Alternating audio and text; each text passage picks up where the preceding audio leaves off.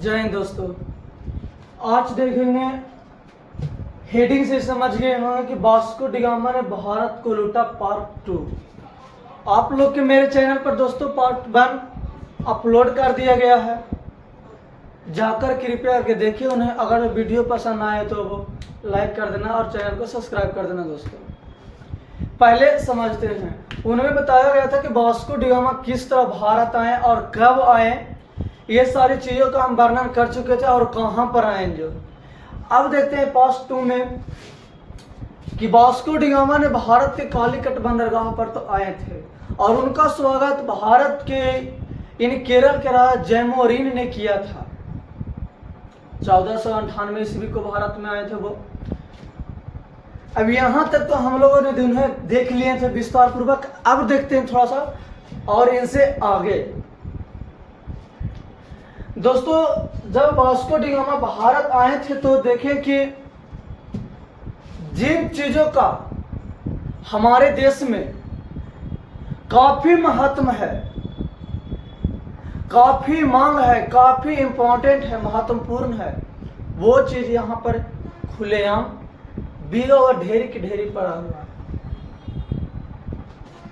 जिसे देखें कि वे तो यहाँ पर सस्ते दामों में ही मिल जाते हैं। तो वो थे कि क्या है, काला मिर्च यानी मसाला हमारे जिसको आज हम लोग गोलकी कहते हैं। उन चीज़ों को देखें कि इनको हमारे देशों में तो इनका काफ़ी उच्च मांग है और काफ़ी महत्व है मसालों का।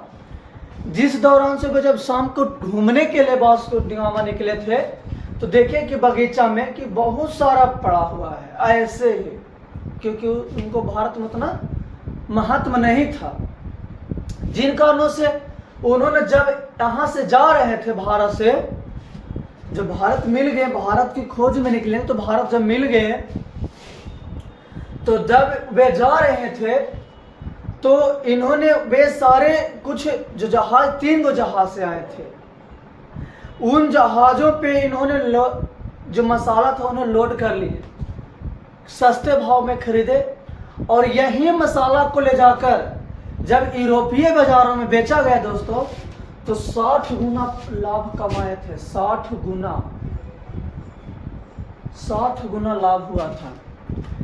अब कोई भी बताइए कि यहाँ 1 रुपया लगा रहे हैं और वहां पर जा रहे हैं तो 60 रुपया हमको बन रहा। अब सोचे कौन ऐसा होगा जो व्यापार करने के लिए उत्सुकता नहीं बढ़ेगा। जिन कारणों से पुर्तगालियों ने दोस्तों सोचे कि भारत से यह लक्ष्य बनाए कि हमें भारत से मसालों का ही व्यापार करना है, मसालों का व्यापार करना है। ये था दोस्तों वास्को डी गामा से संबंधित। अब थोड़ा सा एग्जाम के थ्रू चलते हैं। भारत में प्रथम आने वाली यूरोपीय कंपनी कौन था? तो पुर्तगाली ईस्ट इंडिया कंपनी, जिसे एस्तादो दा इंडिया के नाम से भी जानते हैं। एस्तादो डा इंडिया के नाम से बोले हम लोग जानते हैं पुर्तगाली ईस्ट इंडिया कंपनी को। ये भारत में सबसे पहले आए थे और सबसे बाद में गए भी। सबसे पहले आने का श्रेय भी किन्हें दिया जाता है? पुर्तगाली ईस्ट इंडिया कंपनी को। और सबसे बाद में जाने का भी श्रेय पुर्तगाली ईस्ट इंडिया कंपनी को दिया जाता है दोस्तों। क्यों? क्योंकि पुर्तगाली ईस्ट इंडिया कंपनी भारत में 1498 ईस्वी में आए थे। वास्को डी गामा खोज किए थे लेकिन स्थापना इसका अलग हुआ था, बाद में हुआ था। तो ये बताएंगे पुर्तगाली ईस्ट इंडिया कंपनी के थ्रू। अभी हम थोड़ा सा समझ लेते हैं शॉर्ट में। तो आए थे 1498 ईस्वी में और ये गए 1961 ईस्वी में। यानी कहें सबसे पहले आया कौन? पुर्तगाली। और बाद में कौन, सबसे लास्ट में कौन गए? तो पुर्तगाली। आए थे 1498 ईस्वी में और गए 1961 ईस्वी में। यानी हम, लेकिन ये कह सकते हैं दोस्तों कि उतना फेमस, उतना विस्तृत क्षेत्रों पर इनका अधिकार नहीं था, क्योंकि बाद में आया था कि क्या है, ब्रिटिश ईस्ट इंडिया कंपनी, उन्होंने उसका विस्तार काफी था, उसके तुलना में इसका विस्तार बहुत ही कम था। लेकिन वो बाद में आए तो आए थे 1600 ईस्वी में और गए थे 1947 ईस्वी में। लेकिन ये आए थे 1498 ईस्वी में, वास्को डी गामा आया था और ये लक्ष्य बनाए थे कि हम लोगों को भारत के साथ मसालों का ही व्यापार करना है। जिन कारणों से दोस्तों इन्होंने, वास्को डी गामा ने ही फिर दोबारा दूसरी बार 1502 ईस्वी में आए थे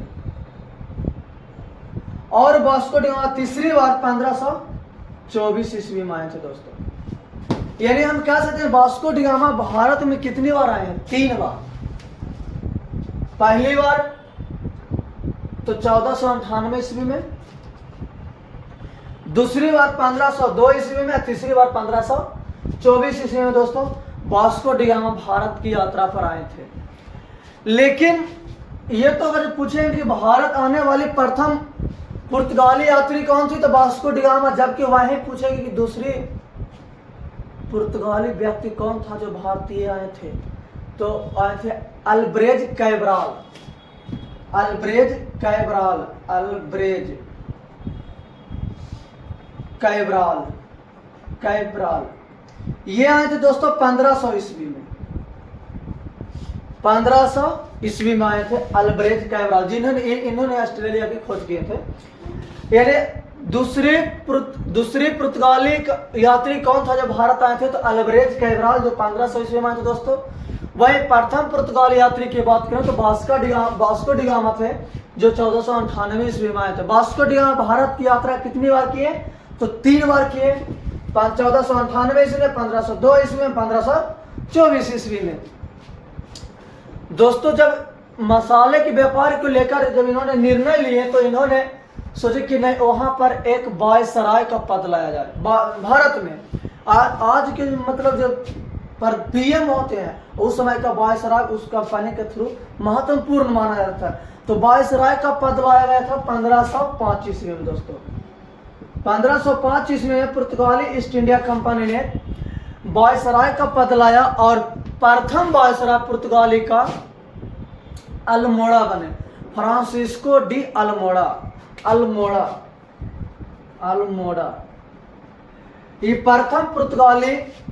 प्रथम पुर्तगाली व्यक्ति थे जिन्होंने वायसराय के रूप में शपथ दिया गया 1500।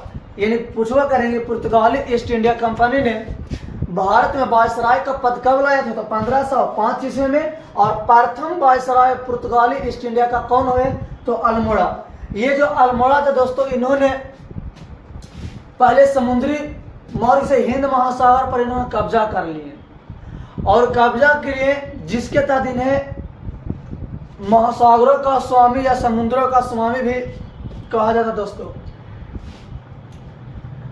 इन्हें फ्रांसीसी अल्मोड़ा ने ही ब्लू वाटर नीति लाए थे। ब्लू वाटर नीति, ब्लू वाटर जो नीति लाए दोस्तों, इसके तहत कहा जाता था कि कोई भी या किसी भी देश या कोई भी व्यक्ति अगर जो हिंद महासागर से व्यापार करेंगे तो उन्हें टैक्स कर देना पड़ेगा। ब्लू वाटर नीति ला, जिसके कारण से अल्मोड़ा को समुद्रों का यानी महासागरों का स्वामी कहा जाता था। तो दोस्तों अगर पूछे कि ब्लू वाटर नीति किसने लाया था तो अल्मोड़ा ने लाया था दोस्तों। लेकिन ये ब्लू वाटर नीति को समाप्त अल्बुकर्क ने की है। अल्बुकर्क जो थे ब्लू वाटर नीति का विरोध करते हुए उन्हें समाप्त कर दिए दोस्तों। अल्बुकर्क जो थे भारत में यूरोपीय पुर्तगाली ईस्ट इंडिया कंपनी का वास्तविक संस्थापक माना जाता है। वास्तविक संस्थापक दोस्तों पूछवा करेंगे कि पुर्तगाली ईस्ट इंडिया कंपनी की वास्तविक संस्थापक कौन थे तो अल्बुकर्क को माना जाता है। अल्बुकर्क ने ही ब्लू वाटर नीति को यानी नीला जल नीति को समाप्त कर दिए। यहां पर 2 क्वेश्चन है दोस्तों। नीला जल नीति लाया था किसने? अल्मोड़ा ने। उन्हें समाप्त कौन किया? अल्बुकर्क ने किया। पुर्तगाली ईस्ट इंडिया कंपनी की बात, पुर्तगाली ईस्ट इंडिया कंपनी का प्रथम वायसराय के रूप में शपथ कौन लिए थे? अल्मोड़ा ने। जबकि पुर्तगाली ईस्ट इंडिया कंपनी का वास्तविक संस्थापक किसे माना जाता है? अल्बुकर्क को दोस्तों माना जाता है। इन्होंने जब अल्मोड़ा ने ही जब ब्लू वाटर नीति लाए थे तो इन्होंने कॉर्टेज व्यवस्था का भी अथी किया, कॉर्टेज व्यवस्था लागू किया। कॉर्टेज व्यवस्था, कॉर्टेज व्यवस्था दोस्तों, कॉर्टेज व्यवस्था है क्या चीज? तो कॉर्टेज व्यवस्था हम उसको कहते हैं, इसके तहत, इस व्यवस्था के तहत दोस्तों कोई भी देश अगर जो हिंद महासागर से व्यापार करना चाहता था तो वो पहले इनसे परमिशन लेने, लाइसेंस लेने, और लाइसेंस के थ्रू कुछ उन्हें कर देना पड़ता था, तब जाकर आप हिंद महासागर में आप व्यापार, मुक्त व्यापार कर सकते हैं दोस्तों। तो इसे ही हम कॉर्टेज व्यवस्था कहते हैं। कोई भी पूछेगा कॉर्टेज व्यवस्था है क्या चीज? तो कॉर्टेज व्यवस्था वैसी व्यवस्था है जो अल्मोड़ा ने लाए थे, और इसके तहत कहा जाता दोस्तों कि आप अगर जो अरब सागर हो गया, हिंद महासागर हो गया, जिन क्षेत्रों में अगर आप व्यापार करना चाहते थे तो पहले कॉर्टेज खरीदना होता था। इसके तहत आप सरकार से, इन्हें पुर्तगाली ईस्ट इंडिया कंपनी के सरकारों से आप उनसे आदेश लीजिएगा, लाइसेंस धारी कीजिए, और उन्हें लाइसेंस के थ्रू उन्हें कुछ रकम देना होता था दोस्तों। यही है कॉर्टेज व्यवस्था। लेकिन ये तो ब्लू वाटर नीति यानी नीला जल नीति को समाप्त अल्बुकर्क ने कर दी दोस्तों। सर्वप्रथम मुगल बादशाह अकबर ने, सर्वप्रथम मुगल बादशाह अकबर ने नीला जल नीति यानी ब्लू वाटर के तहत कॉर्टेज व्यवस्था खरीदे थे अरब सागर में व्यापार करने को लेकर। पूछो करेंगे दोस्तों कि सर्वप्रथम भारत में मुगल बादशाह वो कौन था जिन्होंने पुर्तगाली ईस्ट इंडिया कंपनी से कॉर्टेज व्यवस्था खरीदा था? तो अकबर। वही दोस्तों जब अब देखते हैं यहाँ पर अल्मोड़ा का शासन काल समाप्त होता है दोस्तों 1509 ईस्वी में। इनका जो शासन काल था 1505 से लेकर 1509 ईस्वी तक इनका शासन काल था। 1509 ईस्वी के बाद पुनः अल्बुकर्क का शासन काल आ जाता है दोस्तों। अल्बुकर्क ने 1509 से लेकर 1515 ईस्वी तक या 1515 ईस्वी तक इन्होंने शासन किए थे अल्बुकर्क ने।